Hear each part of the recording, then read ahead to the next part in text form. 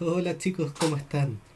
Espero que se encuentren bien y bueno, nos reunimos nuevamente para poder seguir descubriendo juntos qué es lo que Dios nos enseña en su palabra y puntualmente qué es lo que el Evangelio de Marcos tiene que decirnos acerca de Jesús, acerca de quién es Él y qué es lo que hizo. Y la historia de hoy se encuentra en Marcos 8, los versículos del 11 al 30. Algo particular que veía mientras preparaba esto es que en el Evangelio de Marcos hay tres historias corridas que van ligadas por un tema en común. Así que dividiré las clases en capítulos. Y este es el capítulo uno y habla de algo de una ceguera, de algo que no deja ver con claridad. Así que vamos. Bueno, a través del Evangelio de Marcos y a través de lo que Marcos ha relatado en su libro, hemos sido testigos de las cosas que Jesús ha ido haciendo. Por un lado tenemos que Jesús enseñaba con autoridad. Por otro lado tenemos que Jesús sanaba enfermos. También hemos visto en el Evangelio que Jesús expulsaba espíritus inmundos. Y no solo eso, sino que también hemos sido testigos de cómo Jesús daba alimento a mucha gente. Jesús ha hecho muchas cosas maravillosas en su tiempo que llevaba en la tierra. Sin embargo, no estaba exento de problemas. Jesús había desafiado los límites de lo que era culturalmente aceptable para los judíos, y esto le había generado problemas con las autoridades religiosas de la época, que en este caso eran los fariseos. Y nos hemos encontrado a lo largo del Evangelio hasta el capítulo 8 una serie de disputas que han tenido Jesús con los fariseos.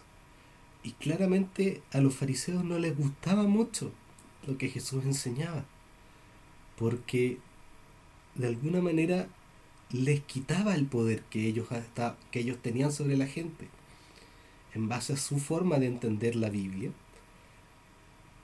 Y Jesús confrontaba eso, porque lo que Jesús quería era reunir a la gente con Dios.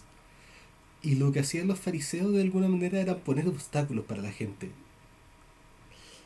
poner obstáculos para que la gente llegara a Dios. Entonces, constantemente vemos en los evangelios, en todos, que Jesús chocaba con los fariseos. Jesús hacía cosas que a los fariseos no le convenían o que no le gustaban. Y esto le trajo más de algún problema. Y bueno, finalmente esto llevó a que los fariseos lo llevaran posteriormente a la muerte. Pero no nos adelantemos tanto todavía. Jesús desafiaba las cosas culturales, los paradigmas que habían. Jesús traspasaba estas barreras, como vimos en el caso de la mujer sirofenicia, o en el caso de cuando Jesús alimentó a una multitud gentil. Jesús hacía más de lo que se esperaba para un judío. Y esto le molestaba a los fariseos. Jesús tomaba autoridad que provenía de Dios, y a los fariseos no les gustaba porque ellos eran la autoridad. Jesús constantemente tenía problemas con los fariseos. Y la historia de hoy va precisamente de eso. Este es un nuevo conflicto que se presenta con este grupo de poder que había en los tiempos de Jesús. Vamos a Marcos capítulo 8 y leamos. Dice así: cuando los fariseos oyeron que Jesús había llegado, se acercaron y comenzaron a discutir con él para ponerlo a prueba. Exigieron que les mostrara una señal milagrosa del cielo, que demostrara su autoridad. Cuando Jesús oyó esto, suspiró profundamente en su espíritu y dijo: ¿por qué la gente sigue exigiendo una señal milagrosa? Les digo la verdad, no daré ninguna señal a esta generación. Luego regresó a la barca y los dejó y cruzó al otro lado del lago. Y este es el texto que quería que estudiáramos el día de hoy. Un texto bastante corto, que nos presenta, por un lado, a estos fariseos que apenas escuchan que está Jesús, van a encontrarse con él. Y por otro lado, nos cuenta acerca de Jesús. La historia, de hecho, es bastante simple en ese sentido, pero ¿con qué intención se acercaban los fariseos? ¿Qué es lo que buscaban estos fariseos? ¿Qué es lo que realmente querían? Y al principio del relato nos da la impresión de que ellos estaban buscando encontrarse con Jesús. Ellos querían encontrarse con él, tanto que apenas escucharon que llegó, partieron para allá. Ellos tenían prisa por encontrarse con él, pero ¿qué es lo que querían realmente? Y lo que Marcos nos dice es que lo que ellos buscaban era discutir con Jesús, era provocar a Jesús. Y su intención no era precisamente buena. Su intención era más bien provocar a Jesús, hacerlo hacer algo que no correspondiera. Cosa de poder tender, era como tenderle una trampa a través de la cual pudieran tomarse para quitarle la autoridad y la fama que le estaba reuniendo. Entonces, estos fariseos están ansiosos por encontrarse con Jesús. Sin embargo, esta ansiedad, más que ser algo bueno, no es bueno porque ellos van únicamente para, para discutir, para tentar a Jesús. ¿Y qué es lo que le piden? Le piden una señal. Ellos le piden a Jesús, el Hijo de Dios, que haga una señal milagrosa, para que ellos crean en su autoridad. Pero su intención no iba precisamente por ahí. ¿O sí? ¿Qué es lo que creen? Y ya voy a explicar un poco más a qué me refiero. Y quiero que prestemos atención al siguiente relato que también se encuentra en Marcos. Pero en el capítulo 1. El versículo 9 del capítulo 1 dice: Cierto, cierto día Jesús llegó de Nazaret de Galilea y Juan lo bautizó en el río Jordán. Cuando Jesús salió del agua, vio que el cielo se abría y el Espíritu Santo descendía sobre él como una paloma. Y una voz del cielo le dijo, y una voz dijo desde el cielo: Tú eres mi Hijo amado, y me das gran gozo. Luego el Espíritu lo impulsó a ir al desierto, donde fue tentado por Satanás durante 40 días. Estaba en la intemperie, entre los animales salvajes, y los ángeles lo cuidaban. Y de este texto quiero que rescatemos dos puntos importantes. Que este es el texto del bautismo y tentación de Jesús.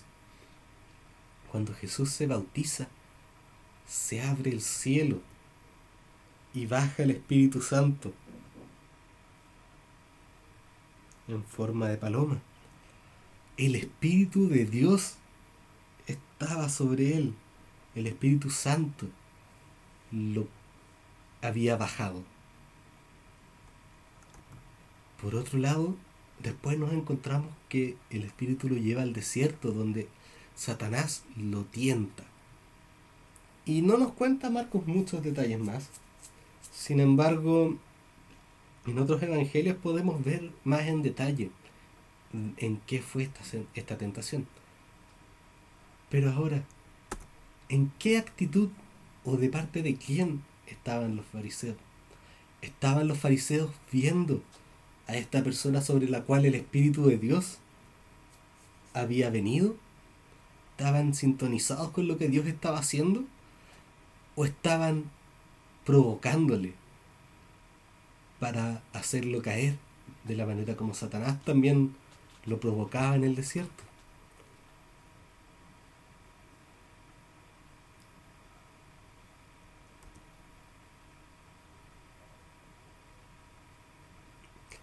El trabajo de Jesús no era algo secreto.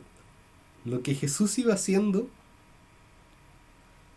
era claramente visible, la gente lo conocía, su historia se había echado a correr. Jesús en ese tiempo era muy popular por la forma en que enseñaba, por los milagros que realizaba, por las señales y prodigios, por la multiplicación de los panes.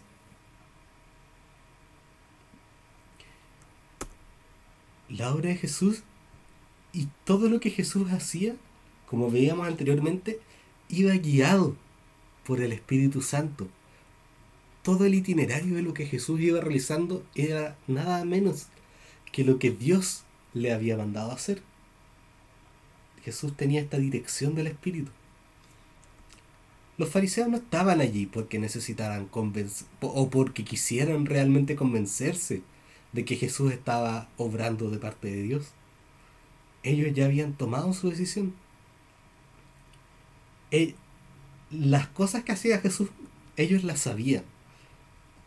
Seguramente les habían llegado noticias de los milagros que habían ocurrido, de las multitudes que los seguían, de cómo alimentaba a los necesitados. Ellos tenían señales para entender que lo que Jesús estaba haciendo provenía de parte de Dios. Sin embargo, aquí un poco engañosamente los vemos pedirle a Jesús que hiciera una señal milagrosa, una señal del cielo. Y Jesús, bastante entristecido, dice: ¿por qué esta gente sigue exigiendo una señal milagrosa? Les digo, les digo la verdad, no daré ninguna señal a esta generación. Todo lo que Jesús hacía iba en direccionado por el Espíritu de Dios, por el Espíritu Santo. Haber accedido a la petición que le estaban haciendo habría sido alterar el plan de Jesús. Habría sido hacer cosas que no correspondían. Jesús estaba aquí con otro propósito. No estaba aquí para hacer un show o un espectáculo. Él estaba aquí para sanar, para redimir, para liberar. Pero aquí los fariseos lo reducen casi como a un milagrero, como: hazte algo genial, y ahí a lo mejor te creemos. Pero ciertamente en su corazón ellos no estaban buscando realmente reconocer a Jesús, sino más bien ejercer su poder sobre Jesús. Querían de alguna forma mostrar que ellos tenían también derecho sobre lo que Jesús hacía y dejaba de hacer. Y Jesús enfáticamente les dice: lo que ustedes piden está mal. Esta generación no va a tener esa señal. Esta gente no va a tener esa señal que tanto desea con fines malvados. Y luego regresa a la barca y cruza al otro lado del lago. Y vemos que Jesús sigue en movimiento, sigue avanzando en su misión. Los discípulos, los fariseos de alguna manera estaban cegados, estaban ciegos. Ellos no veían porque no tenían intención de mirar. Ellos no querían reconocer las sanidades. Ellos no querían reconocer la autoridad con que Jesús enseñara. Ellos solo veían que este personaje le estaba quitando poder. Y eso no les gustaba. Ellos estaban ciegos porque no querían mirar lo que Dios estaba realizando, sino más bien estaban mirando el poder que ellos estaban perdiendo. Tenían sus ojos puestos en sus apreciaciones, en lo que ellos pensaban, y no en buscar lo que verdaderamente Dios estaba realizando por medio de Jesús. Intensa historia. Ahora, ¿con qué lente estamos nosotros mirando? Aquí la historia nos cuenta de este grupo de personas que tenía sus ojos cegados. Tenían sus ojos vendados y no eran capaces de reconocer lo que Dios estaba haciendo por medio de Jesús. ¿Con qué ojos estamos viendo nosotros? En la vida hay muchas cosas que pueden de alguna forma nublar nuestra mirada. Puede ser nuestro éxito, puede ser nuestro orgullo, puede ser el pecado, pueden ser las circunstancias, puede ser el temor. Hay tantas cosas que nos nublan los ojos y no nos dejan ver con claridad. Y ahora la pregunta, ¿estamos viendo lo que Jesús hoy está haciendo en medio nuestro? Y la historia de hoy nos muestra a este grupo de personas que no era capaz de ver lo que Dios estaba haciendo por medio de Jesús. Y estaban tan metidos en su idea que incluso llegaron a enviarlo a morir con tal de defender sus ideales. Pero él no solo murió, sino que al tercer día resucitó y hoy está vivo a la derecha de Dios y en comunión con nosotros. Así que la pregunta es, ¿estamos nosotros hoy viendo lo que Jesús está haciendo en medio nuestro?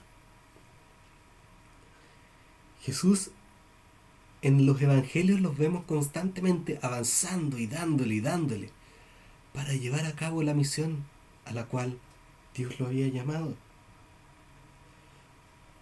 Y para terminar quería recordar un poco sobre esta misión.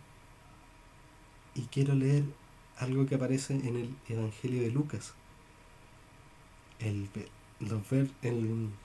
verso 18.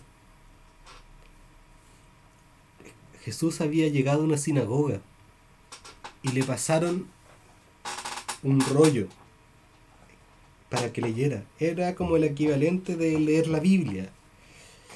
Y cuando comenzó a leer dijo, el Espíritu del Señor está sobre mí, porque me ha ungido para llevar la buena noticia a los pobres. Me ha enviado a proclamar que los cautivos serán liberados, que los ciegos verán, que los oprimidos serán puestos en libertad, y que ha llegado el año favorable del Señor. Y después va incluso más allá. Enrolló el rollo nuevamente y lo entregó al ayudante. Todas las miradas de la sinagoga se fijaron en él. Y después Jesús comenzó a hablarles. La escritura que acaban de oír se ha cumplido este mismo día. Jesús vino aquí para llevar la buena noticia a los pobres, a proclamar libertad a los que estaban cautivos, a proclamar, a darle vista a aquellos que no veían, y a proclamar el año favorable del Señor. Esa era la misión que Jesús tenía que realizar. Esa era la misión que Jesús estaba realizando. Y esto precisamente es lo que los fariseos no estaban dispuestos a ver, lo que los fariseos no eran capaces de entender. Y es que en su deseo de tener el poder, ellos tenían sus ojos cerrados. Ellos estaban enceguecidos por sus malos deseos. Y no eran capaces de entender lo que Dios estaba haciendo. Pueda Dios abrir hoy nuestros ojos. Pueda Dios hoy hacernos sensibles a lo que Él está haciendo. Oremos.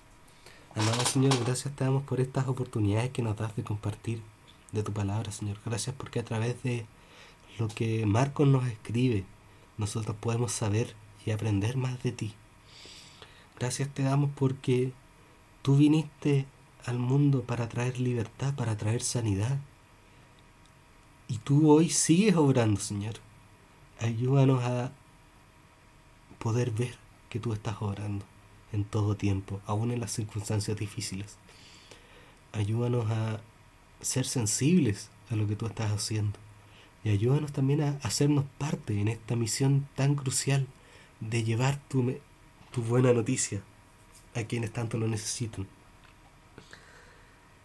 Gracias te damos porque tú viniste a este mundo precisamente para enseñarnos. Y tu palabra hoy sigue moldeando nuestros corazones, Señor. Te ruego por cada uno de los que me está escuchando que tú puedas ir trabajando en nuestros corazones.